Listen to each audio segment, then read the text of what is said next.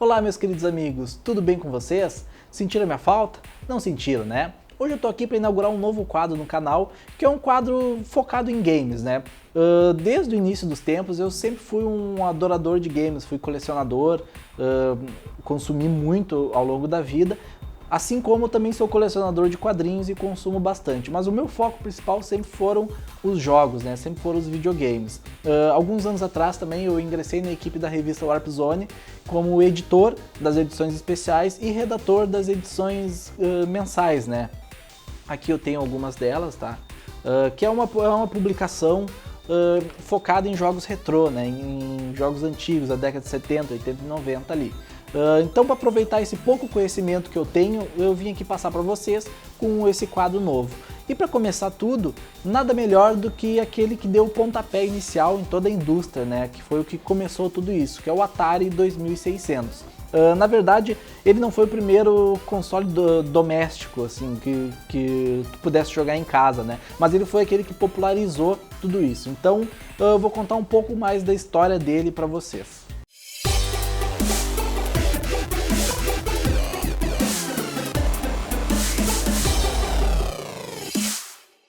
A empresa Atari foi fundada em 1972 pelo Nolan Bushnell.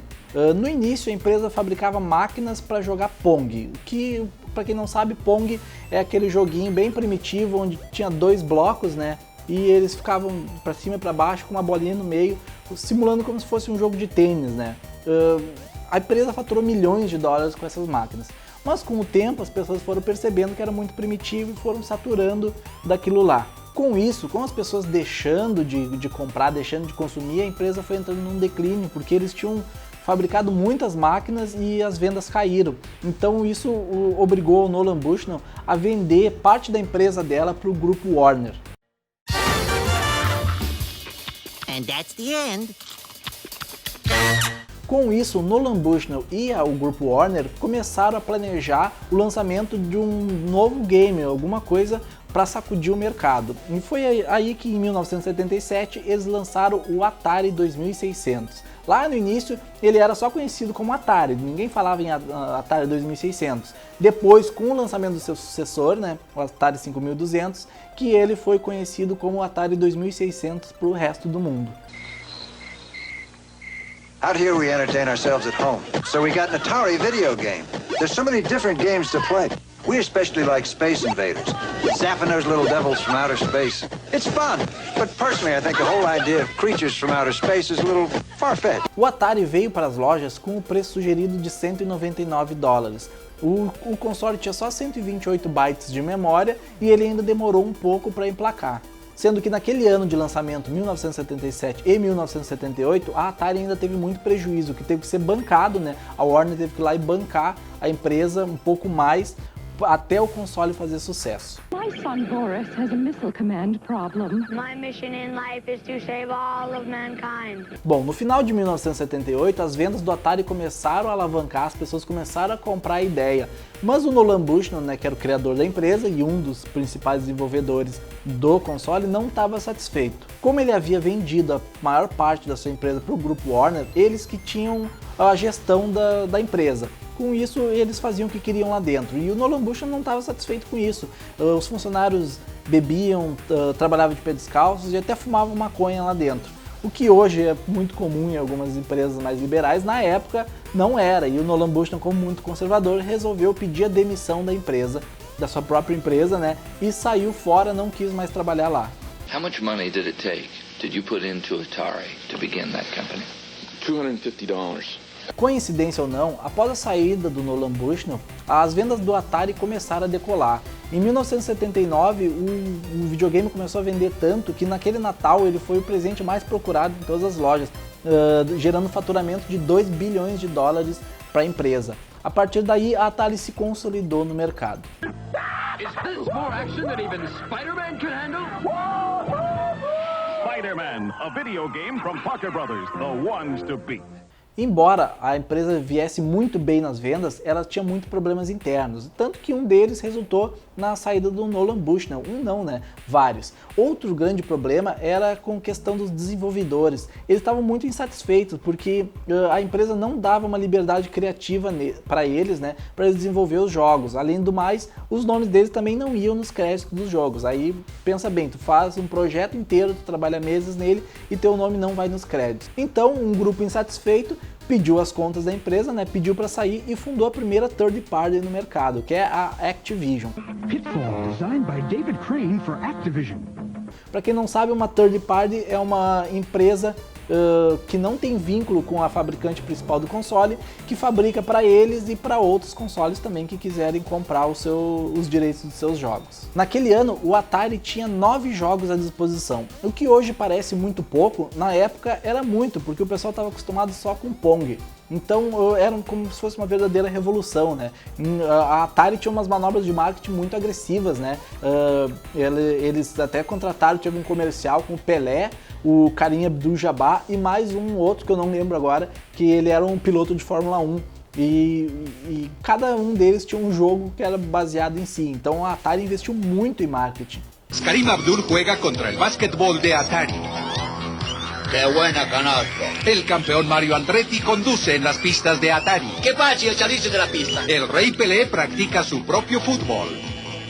¡Qué golazo! ¡Casi que me ganan otra vez! Embora o Atari tivesse 9 jogos naquela época, os mais procurados eram o Pitfall, que tu controlava um bonequinho, né, passando pelo pântano, pelos jacarés, desviando os jacarés, dos escorpiões. Tinha o Enduro, que era um jogo de corrida, e também o River Ride, que era o famoso jogo de navinha. Esses 3 sempre foram os mais procurados da época. Bom, e o Brasil? Onde que ele entra nessa história? O Atari chegou aqui só em 1983, 6 anos depois do seu lançamento mundial. Quando ele veio para cá, ele veio licenciado pela Polivox e veio com uma manobra de marketing muito agressiva também. Mas o que eles não contavam é que as vendas não seriam tão boas assim. Porque 2 anos antes, em 1981, a Beat Eletrônica já tinha lançado o Top Game, que era com um hardware semelhante ao da Atari que rodava os jogos do console tranquilamente. E foi uma febre aqui no Brasil, porque todo mundo comprou, já que o Atari oficial não tinha sido lançado, mas todo mundo queria jogar. E, obviamente, o país não foi reconhecido por uma venda estrondosa de Atari, mas sim pelos seus grandes clones. Aqui no Brasil tinha muito clone do Atari na época. A gente pode destacar a empresa Philips, que lançou o seu Odyssey, a Sci-Fi Eletrônica com o Dactari e a Dynacon com o famoso Dynavision. Mas foi só em 1984 que a CCE lançou o melhor semelhante do Atari no Brasil, o chamado Super Game CCE. Inclusive, na época, a maioria das pessoas ou tinha um Dynavision ou tinha um Super Game CCE. Super Game CCE, compatível com cartuchos Atari e Gemini, mais de 400 jogos disponíveis, 4.390. Mas óbvio que a Polivox não ficou só no licenciamento do console, né? Eles também começaram a fabricar jogos, eles tinham vários jogos fabricados aqui mesmo no Brasil, desenvolvidos aqui, inclusive até em português. E isso na época foi assim, fenomenal, porque até poucos anos atrás, no Play 2, por exemplo, até no Play 3, alguns jogos não tinha a adaptação na linguagem em português. E lá na época do Atari já tinha, embora fossem os jogos produzidos aqui. Bom, o Atari era uma febre no mundo, era uma febre no Brasil também, porque embora não tenha chegado o Atari, os seus jogos chegavam aqui através dos seus clones, né? O faturamento era absurdo, eles chegavam a girar cerca de 3 bilhões de dólares em lucro líquido, né? Por ano. Em 1982 foi o auge do faturamento, onde eles lucraram quase 4 bilhões de dólares. Mas, obviamente, né, eles chegaram no seu limite. A partir daí era só declínio. Mas o fim do Atari ele foi um tanto quanto melancólico. O console poderia ter uma vida útil um pouco maior se não fosse a diversos desleixos que a empresa começou a ter. Eles lançavam os jogos de qualquer forma, muitas vezes por causa dos prazos, né? Eles estipulavam um prazo para uma empresa e tinham que cumprir aquele prazo. Só que eles acabavam fazendo muitos jogos e de qualquer jeito. Então a qualidade caiu muito e as pessoas acabaram deixando de comprar essa ideia porque os jogos não tinham mais a mesma qualidade de antes. Um desses jogos que a gente pode citar é o ET, né? O famoso jogo do ET de 1982. Essa história era tido como lenda até poucos anos atrás, né? Em 1982, com o lançamento do filme do ET, a Universal fez um contrato com a Atari que eles tinham que lançar um jogo baseado no filme. Só que o problema é que o jogo tinha que ser lançado até o Natal daquele ano, ou seja, a Atari tinha só 5 semanas para desenvolver o jogo, o que normalmente levava cerca de 6 meses.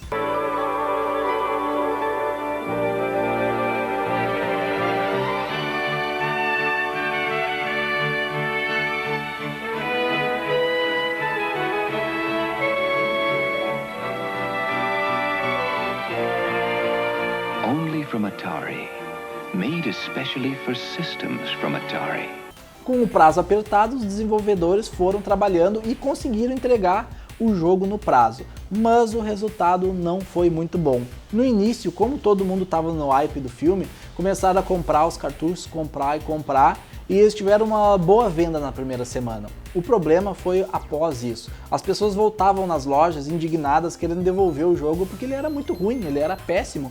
E o boca a boca começou a correr e os jogos começaram a encalhar nas lojas. Muita gente, como eu disse antes, foi devolver. Os jogos encalharam todos. E o que a Atari fez? Que era tido como lenda até pouco tempo atrás. Eles foram para um deserto no Novo México e enterraram milhares de cartuchos que tinham sobrado por lá. E o pessoal comentava isso e nos fóruns de colecionadores. Eu lembro que ali no início dos anos 2000, final dos anos 90, foi assim, que foi o boom dos fóruns, né, e do Mirk.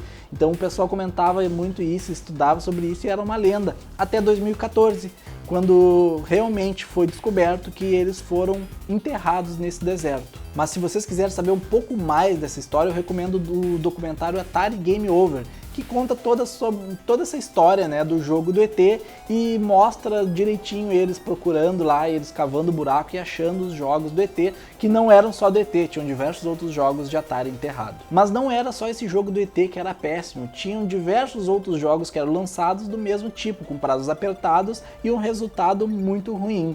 Com isso, as pessoas não estavam mais comprando o Atari, e o que a empresa resolveu fazer? Lançar um sucessor, que foi o Atari 5200. Mas infelizmente o console não emplacou. Um dos motivos é que ele não tinha a retrocompatibilidade. O que é isso? Os jogos do Atari 2600 não rodavam nele, o que já limitava a galeria de jogos e também a praticidade. Um outro ponto negativo foi o controle, né? O joystick não caiu nas graças do público, que achou meio estranho todo aquele design dele. Mas o principal motivo era o preço. Quando ele foi lançado, o preço dele se equiparava a um microcomputador da época. Então as pessoas preferiam comprar um microcomputador que poderia ser usado para jogar, mas também para fazer outras coisas. Então o Atari 5200 ele acabou caindo no esquecimento e com só 2 anos de vida ele foi totalmente descontinuado. E aí que a empresa Atari começa o seu declínio total. A partir daí foi uma sucessão de derrotas e mais derrotas. A empresa tentou emplacar com outros consoles, mas não conseguiram. No fim a empresa foi vendida para outros grupos e revendidas e ela existe até hoje, mas ela tá só como desenvolvedora de jogos, eles têm o direito de alguns personagens deles, mas a empresa praticamente inexiste, ela é totalmente irrelevante. Então o único feito mesmo da empresa foi o Atari 2600, que convenhamos, foi o que deu pontapé para tudo isso que a gente conhece hoje em dia. Na época, né, quando eu tenho 31 anos e eu não tive o contato, eu não vivi a época do Atari, mas eu pude jogar porque o meu tio, ele me deu o Atari dele, que não era Atari, né, era um clone, era o Dynavision, e eu pude jogar alguns jogos na época. Eu era muito pequeno e eu lembro vagamente. Eu fui ter contato depois de velho no Atari, que eu virei colecionador, comprei um Atari de verdade, comecei a jogar e também por emuladores, né? Essa foi o meu principal contato com o Atari. Mas e vocês? Vocês já chegaram a jogar Atari, conheciam a história, gostaram do vídeo? Se vocês gostaram, se não gostaram, o que tem a acrescentar, se eu falei alguma coisa errada ou não, deixe o seu comentário aí, deixe sugestões para os próximos vídeos. Eu não sei ainda qual é o console que eu vou fazer ou sobre qual jogo que eu vou fazer, mas a linha vai ser basicamente essa. Eu vou pegar um jogo ou um console e vou contar a história dele, vou fazer gameplays também. Então as sugestões que vocês tiverem, deixem aí nos comentários, assine o canal se tu não é inscrito ainda, dá um joinha no vídeo se tu curtiu para dar um apoio para nós. E muito obrigado por ter me aturado até agora e até o próximo vídeo. Valeu!